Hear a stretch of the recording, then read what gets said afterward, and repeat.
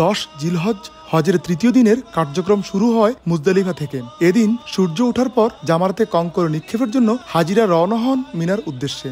কেউ মুজদালিফা থেকে, আবার কেউ মিনার পার্শ্ববর্তী অঞ্চল থেকে কঙ্কর সংগ্রহ করেন। সেখানে পৌঁছে বড় জামারায় 60টি কঙ্কর নিক্ষেপ করেন হাজিরা। সূর্য পশ্চিমে ঢলে যাওয়ার আগ পর্যন্ত কঙ্কর নিক্ষেপ করা সুন্নত। এদিন সূর্য ওঠা থেকে শুরু করে 11 জিলহজ সুবহে সাদিক পর্যন্ত 3 দিন কঙ্কর নিক্ষেপ করা হয়।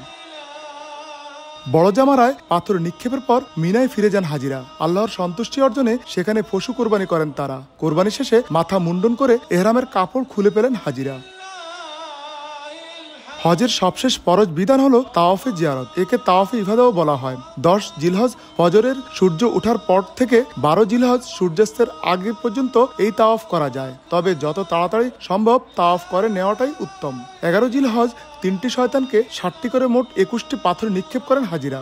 সবশেষ কাবা শরীফে বিদায়ী তাওয়াফের মধ্য দিয়ে শেষ হয় হজের আনুষ্ঠানিকতা। আরিফুর রহমান, সময় সংবাদ, সৌদি আরব।